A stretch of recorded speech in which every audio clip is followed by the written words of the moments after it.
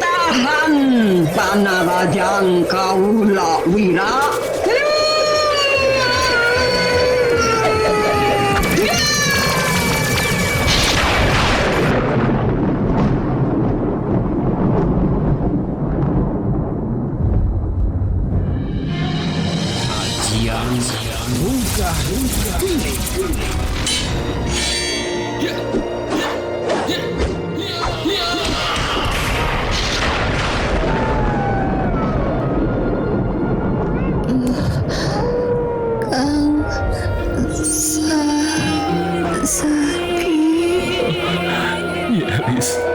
Yelis, singkiat Nyai, singkiat.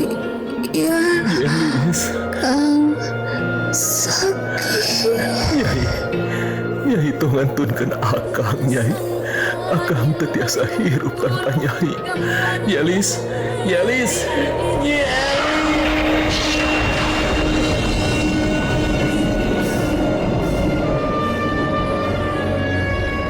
Sandiwara Radio Ajian Runggah Geni gambaran tina keangkuhan kebiadaban angkara murka sekaligus kauhungan budi pangorbanan jeung abadina rasa kaasih sapasang insan manusia.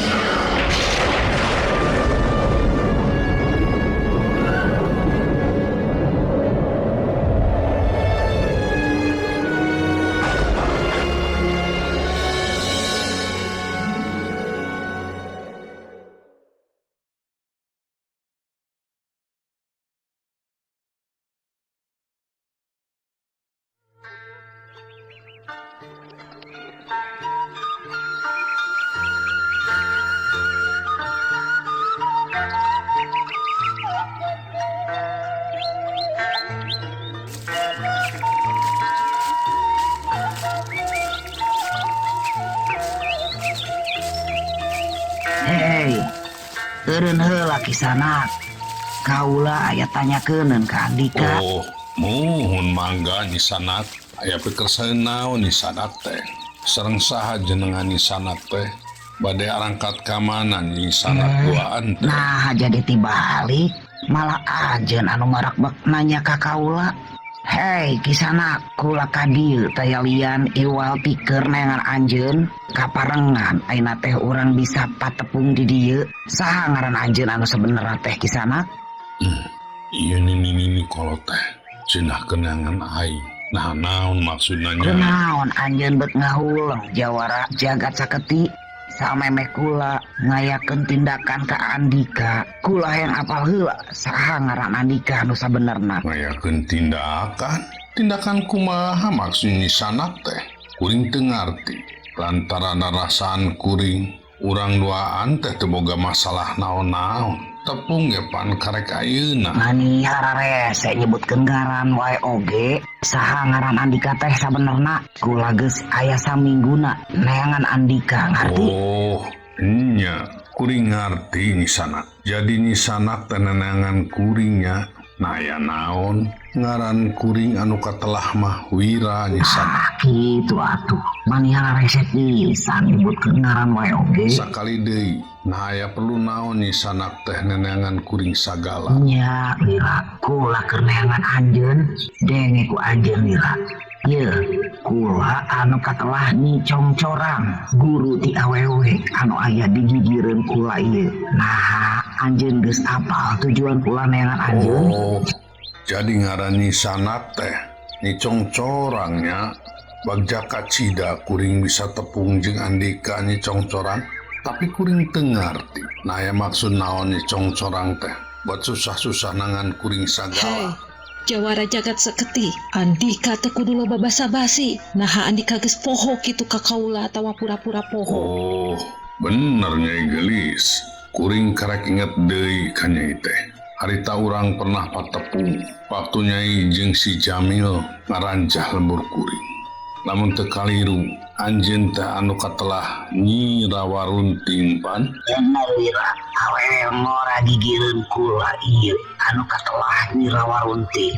Kula duaan ngajak nengan Andika pikeun ngayakeun balitungan kulantaran Andika geus mergasa mengudi kula si Rawarunting jeung anjeun oge geus mateni salaki manehna nyaeta si Jamil. Ngarti?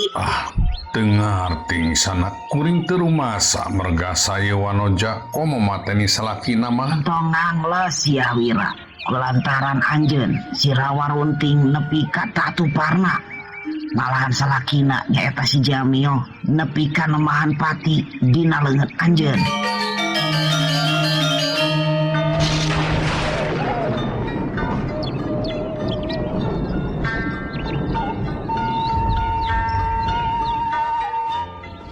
Guna tatan sia Wira, kula moal satengah ngayakeun balitungan ka anjeun.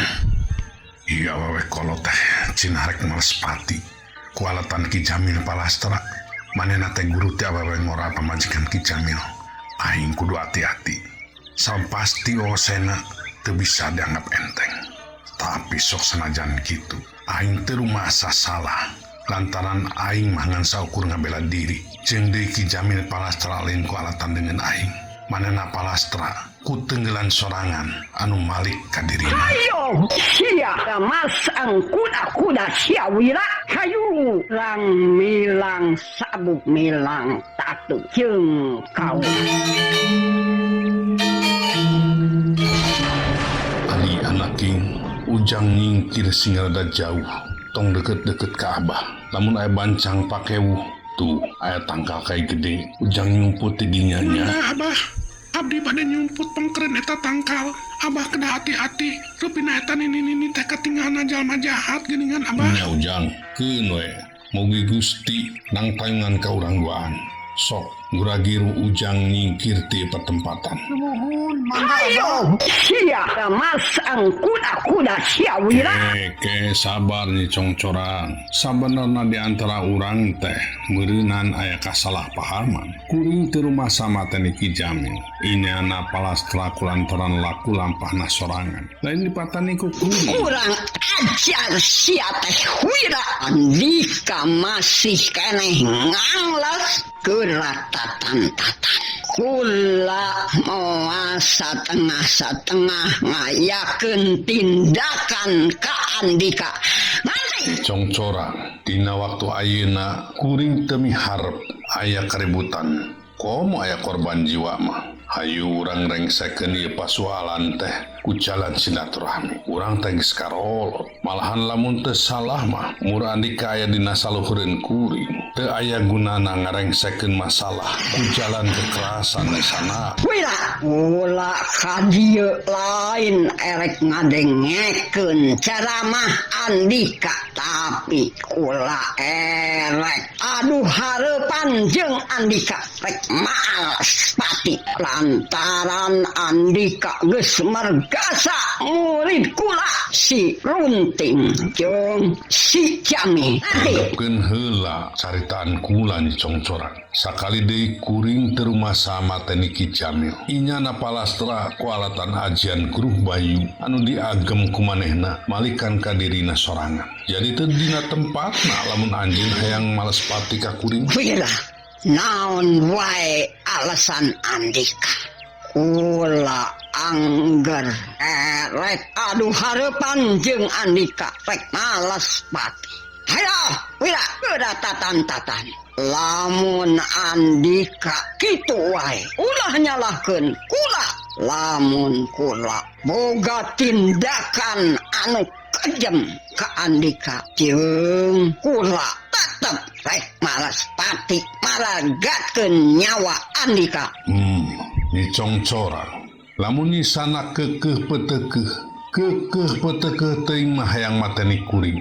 Hek teh teuing prageura laksanakeun. Kuring moal ngalawan lantaran kuring yakin kuring teh teu boga dosa ka Andika. Jeung kuring yakin jodoh pati bagja cilaka saurang jalma mung Allah Subhanahu wa taala anu ngresakeun. Balaga pisan anjeun wira, anjeun geus ngahina nganggap enteng kana wawasen kula.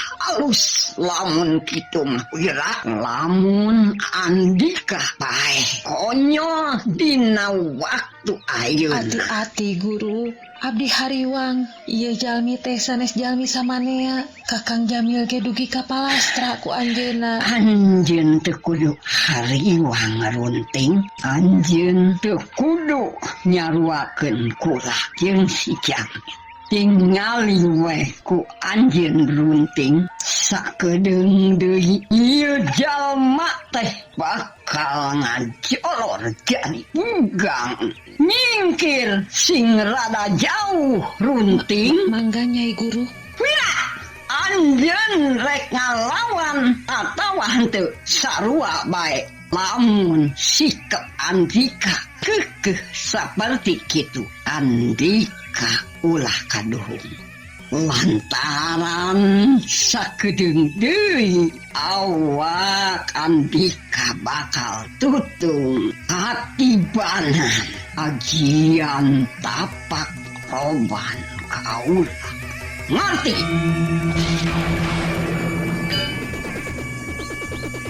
Nyi congcorang geus mimiti kunyam-kunyem mapatkeun jangjawokan pikeun ngawatek ajian tapak roban anu dipiboga ku manehna. Teu lila ti harita awakna ngageter napasna renghap ranjug jiga anu capek kacida.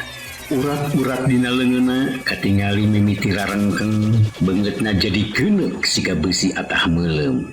Ari Kiwira manehna mah tenang we jiga anu teu riuk-riuk ningali kaayaan Nyi congcorang kitu teh. Sikap Kiwira jika anu hoream ngalayanan kana panantang Nyi congcorang teh. Atuh puguh we Nyi congcorang manika cida ambekna asa disapirakeun merenang.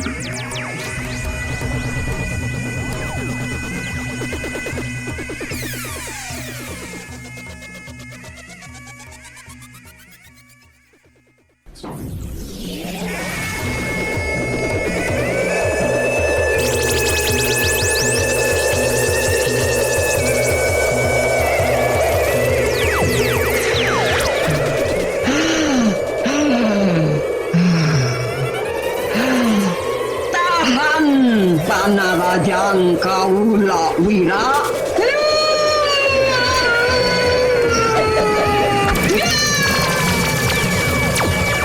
Jeleng Nyi congcorang luncat mani lepas pisan siga anu hiber we. Awakna ngablesat nyamber tangtungan Kiwira. Keduh, panarajang manehna nanggal pisan kena kana dada Kiwira. Jungkel Kiwira ngajungkel ka tukang aya kana sababaraha tumbak jauhna. Gorentel awakna gogorentelan terus awak manehna nangkung teu walakaya. Dina baham jeung irungna ngalai getih seger, cerik jang aling ngacerit terus muru ka bapana.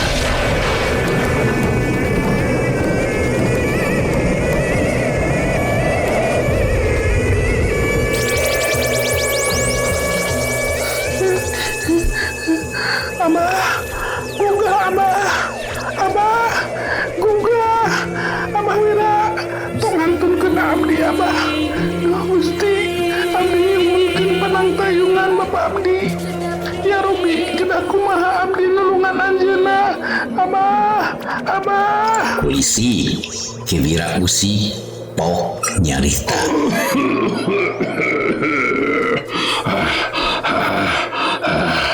Tenang Ali, tenang. Abah mah teu kunaon. Naon Abah teh mani teu ngalawan pisan. Lambai sareng pangabung Abah mani dugi kagetihan kieu.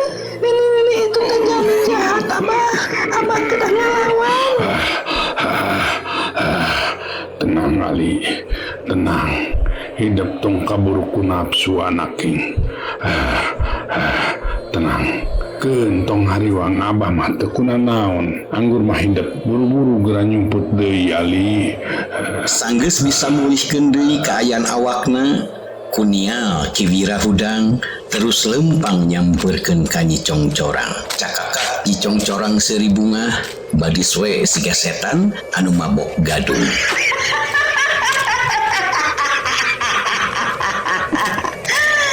Tingali runting anu disebut jawara pilih tanding teh digempur sakitu oge katinggali maniripu Cimborot keki maknya ayah jawara pilih tanding bisa ngalakeun keki Di sana Andika teu kudu heran kuring lain batu atau besi kuring jelma hirup awak kuring ngan saukur dijieun tina unsur kulit tulang daging urat jeung getih jadi wajar lamun awak kuring bisa ngucurkeun getih geus lah ayeuna mah hayu urang rengsekeun ieu pasoalan teh ku jalan musyawarah teu kudu ku tindak kekerasan.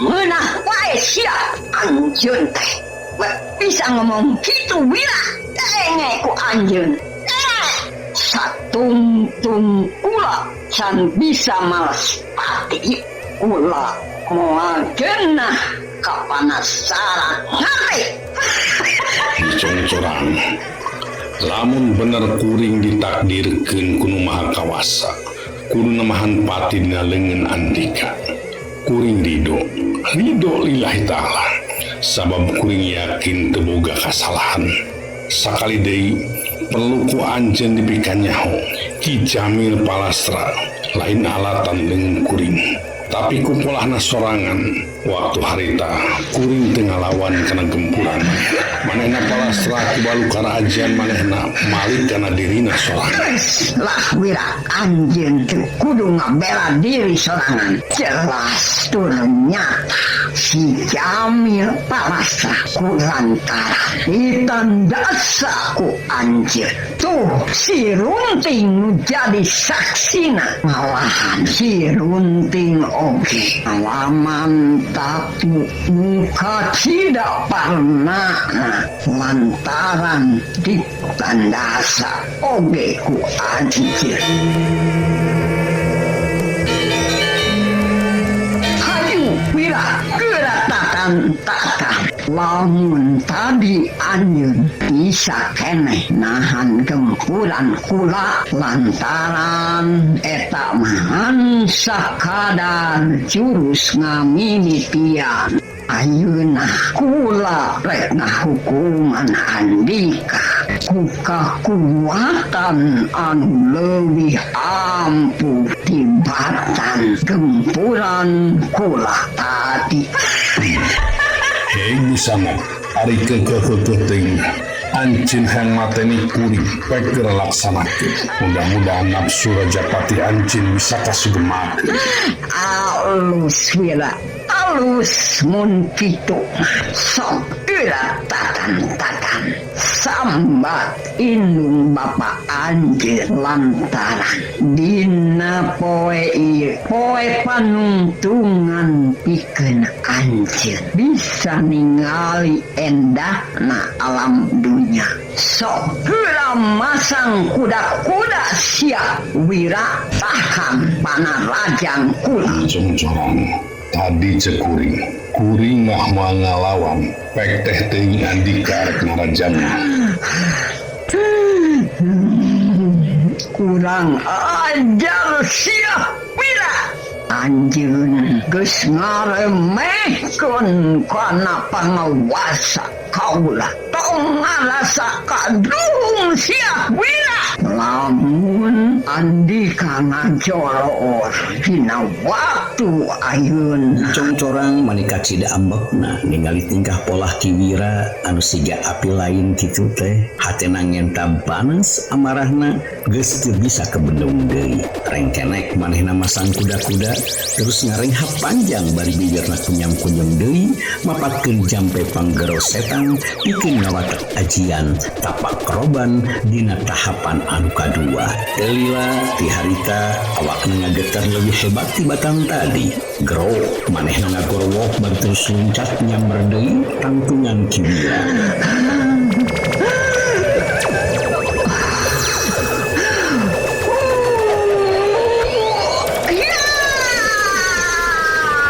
anu nyaksikeun maneh teu ngicep-ngicep netep antep kana gerakan-gerakan congcorang anu loncat siga anu hampang pisan siga anu hiber we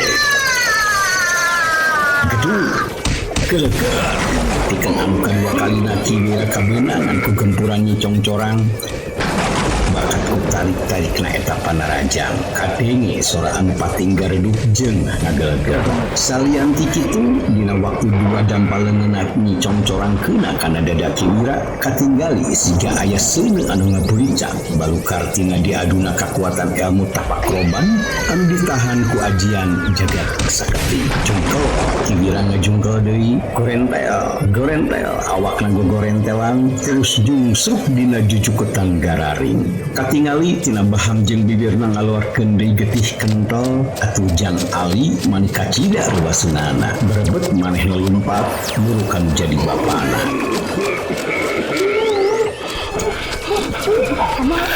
Abah, kunaon abah teh masih kene tacan ngalawan wae. Kanggo naon abah teh gadudukan masuk sing jawaran jagat saketi. Tapi dianiaya ku saurang nini wae abah teh wani ngalawan.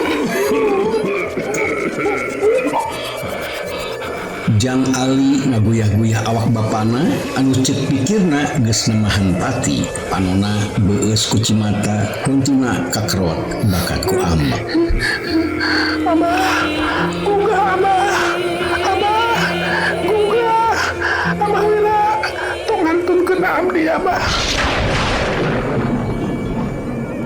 Burileng panon Jang Ali Malik netep kana tangtungan Nyi Congcorang jeung Nyi Rawarunting tok manehna nyarita dibarengan ku beungeut anu beureum bakat ku ambak. Nini peot dengekeun ku anjeun. Bapak kuring teh teu ngalawan ka anjeun, tapi kunaon anjeun berterus-terusan narajang ka anjeun. Inget nini peot, lamun anjeun ngalawan pantar Andika male lawan tanding anjeun. Bapak kuring jawara pinilih tanding. Bapak kuring boga julukan jawara jagat saketi. Ngerti? Ngomong naon anjeun dan bocah.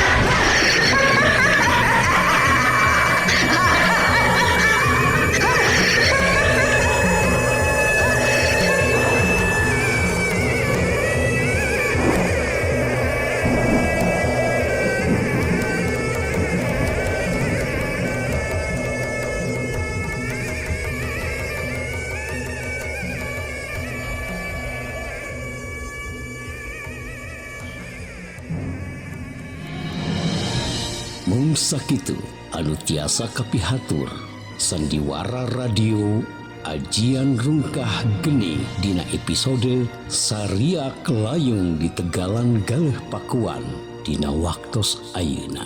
Insyaallah enjing urang teraskeun deui hatur nuhun tina perhatosanana. Permios.